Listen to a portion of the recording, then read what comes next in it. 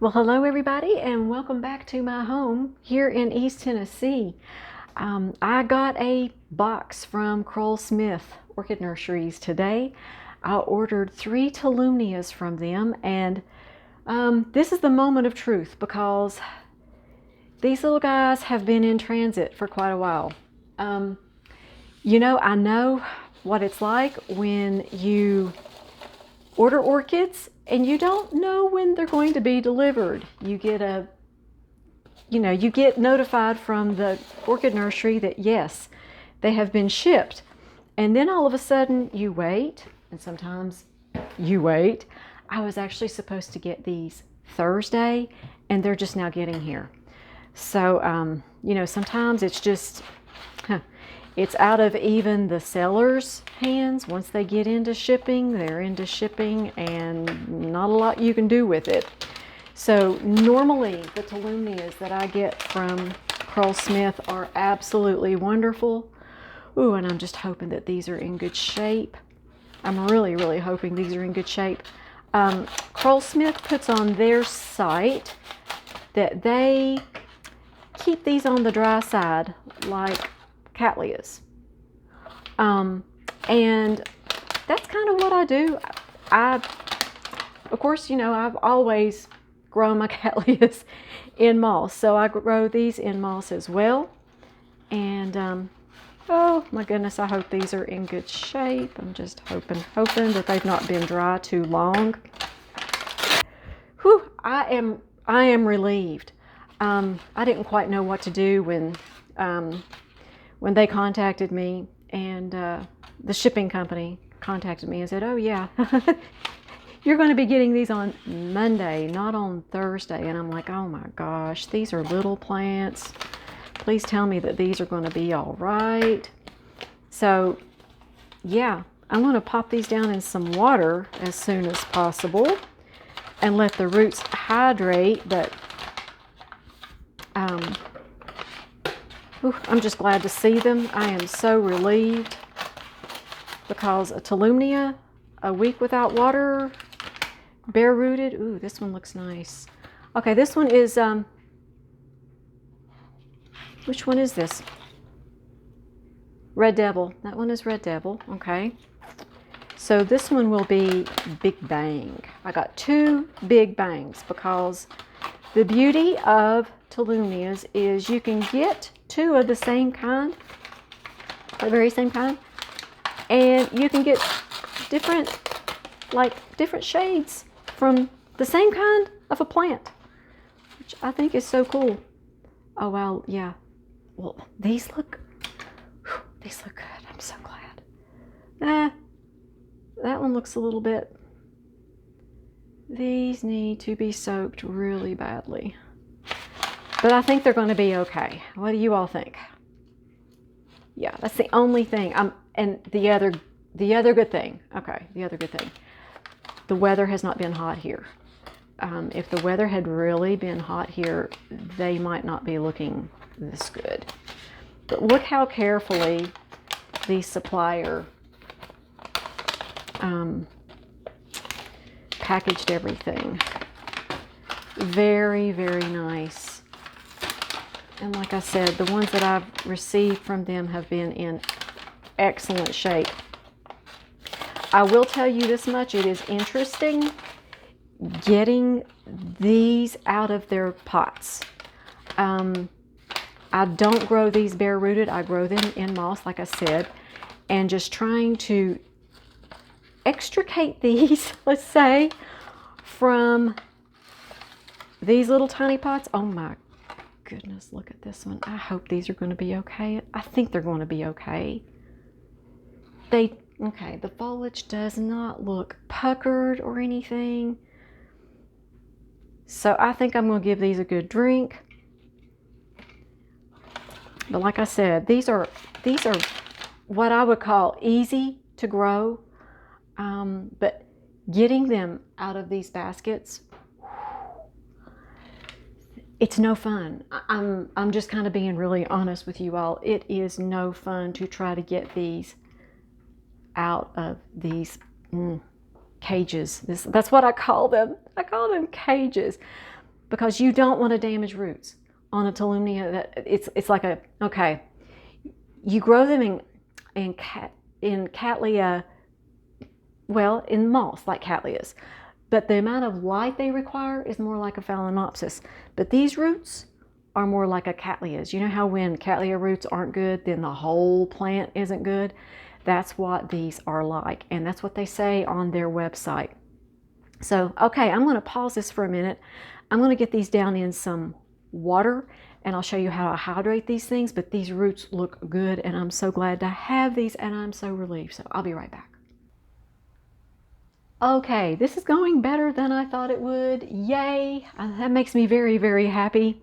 Okay, this one right here is Red Devil. It is called Gyrate Firm Red Devil. This is what the roots look like when they're hydrated. And they turned green, so yay, it means everything's good. And I rinse these off very, very well because that's also going to help hydrate that plant after it's been in shipping. Okay, and then this one is Gyrate Firm Big Bang. Gorgeous. This is, yes, this is what a Tolumnia should look like. New growth right here, which means when this matures, that's going to bloom. I don't see any spikes on these, but do you see the root systems of these? Crazy. Beautiful, beautiful little plants. And do you see the roots? Yes. So everything's good. I am very, very relieved. When I saw that the shipping had been postponed, I was not very amused, to be honest with you. But what I'm going to try to do is, with at least one of these, I'm going to try to go through the repotting process. You do not want to leave them in these cages. And the reason why I call them cages is because that's what they remind me of. They grow down in there. Do you see what I'm saying? It's like you can't just pull this up, and you don't. Okay, here's another thing. Don't pull this plant this way. You've got to push it up out of this thing. Look. Okay, let me see if I can find one where I can actually show you this one. Do you see? It's got a big hole in the bottom. What they do when they water these in the nursery is they just have all these on a shelf. They just dunk them down in the water, and that's it. And so it's very easy on them to be able to water them. And I can understand that. It saves them a lot of time. But for us, it's a little bit of a challenge. But don't keep them in these pots. I do not recommend that. This is the time consuming part of owning a Tolumnia, is getting them out of these pots. Once you got them out of the pots, oh, you have got it made. From there on, the care of these is really, really very easy. So this one has already bloomed, but see, this one is a brand new growth that has not bloomed yet. So yay. So this one's the one that we're going to try to work with a little bit. And the last time that I did these was about a few months ago. It took me to repot 2 of these. I know this is going to sound crazy, but it took me 2 hours. It takes me about an hour to repot 1 of these, because do you see how these roots are kind of this? These roots are sticky. I would definitely not want to put these down in bark, because once these roots stick to bark, they will be there. They will be glued there for forever. And the beauty of potting these things up in moss is that you don't have to repot them every year. You just repot them when they fill the pot, which takes probably 2, probably 3 years, more like 3 years. And so, I mean, you can imagine it's just gonna be a breeze. When you have these potted in moss, the moss just falls away from the roots and you move on. If you've got them in bark, you've got this, you've got old roots and new roots stuck to bark. And I cannot believe this, but this one is not going to be a problem. I can already, oh, hallelujah, this is not going to be, that's what I should be saying, right? Hallelujah, this is not going to be a problem at all. I can already see, I'm just trying to get, you see the velamen is gone from there. So that is perfectly fine to clip. But like I said, don't pull from the top here. This is the delicate part of the plant. You're going to want to pull this way and try to get all these roots. Do you see how they've just kind of gone every which way? And I did mention these are wet roots. You would not want to do this with dry roots because then you would break the roots because they kind of get a little bit brittle. And I am trying to figure out what's stuck to the inside of this pot. Do you see all these little holes? And I have to somehow get that root. See, that is a viable root right there. I want to keep that root. I don't want to break it. But look what it has to go through, that hole. So now you see. And I don't want to put you all off from Tolumnias because I love them. This is the hard part. Like I said, once you get them in a pot, you're home free. I mean, really, you're home free. I water mine once a week. I fertilize mine every other week with like, about 250 parts per million of MSU. That's all I do. And I mean to tell you, they do beautifully. Okay, so where am I going to cut? And you have to use something strong, like a penny cutter. These scissors are like penny cutters. And I have found that if you get the roots on the inside of these pots, usually those are the older roots, usually. So what you're trying to do is these really pretty new ones, you're wanting to keep all of them. So I'm just gonna give it a go. I'm gonna try to move this out of the way. This is very delicate work. And you're going to just try to, come on, go, go, go, go, go.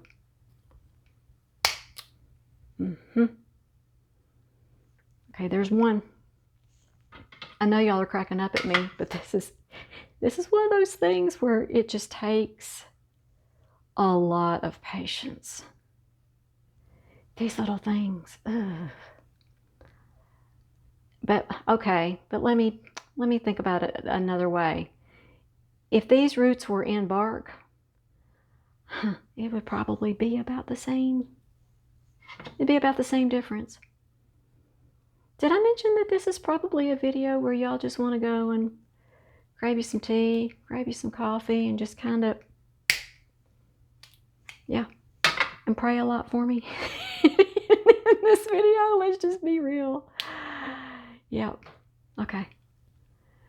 There's two. There's two of those little openings that I've got cracked open. These others, I'm going to be here for a while, y'all. That's why I chose this one to do with you all. Because at least you'll get an idea of how this is done. I've done this quite a few times now. I think how many of these do I have now? Quite a few. And I love them. They don't weigh a thing.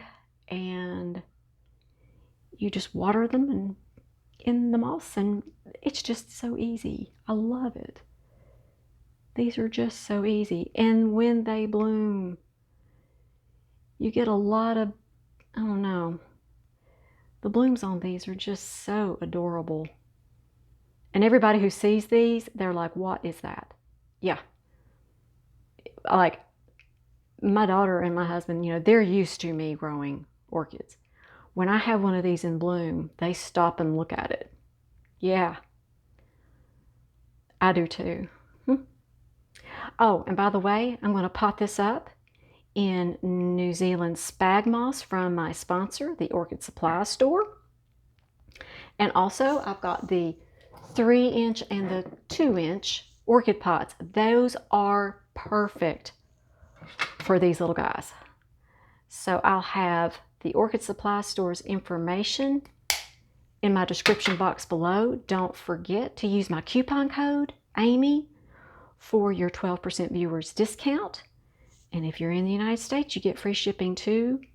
And this is probably the best repot on a Tolumnia that I have ever had.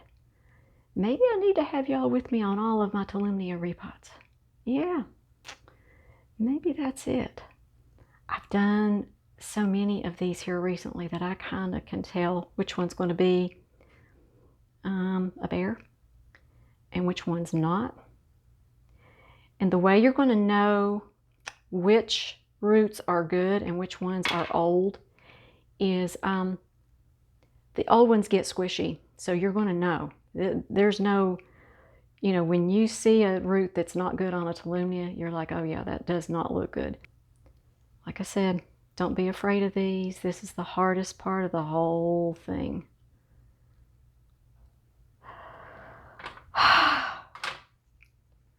Yeah, that's what I just, took off. And I'm so relieved. And by the way, I normally don't get the foliage on these wet. I don't want you to think that I wet the foliage very often, because I don't. As a matter of fact, I don't ever wet these. It's just, I wanted to wash off the foliage to just make sure that if there's any pests there, but I didn't see anything. I didn't see any type of critters on there. No, nothing, no problems. All of the Tolumnias that I have received from Krull-Smith have been very, very nice. And the shipping thing, you know, that's not their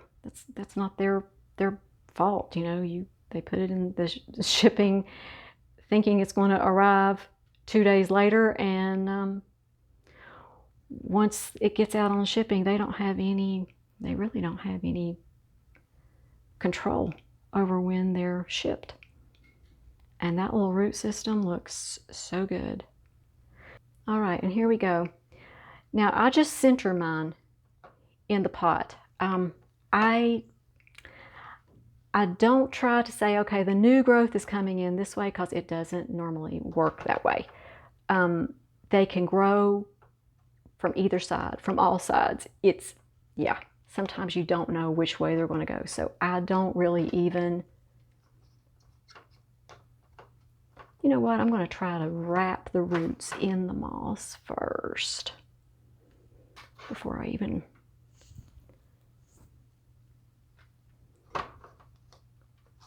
hey, did that work? Not bad.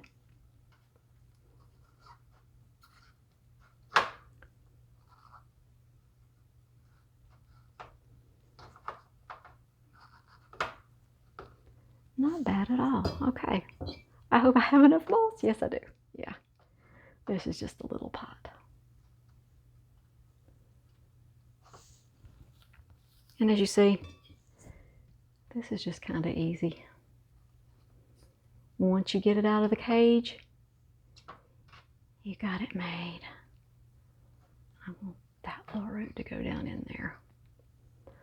It keeps trying to go off to that side.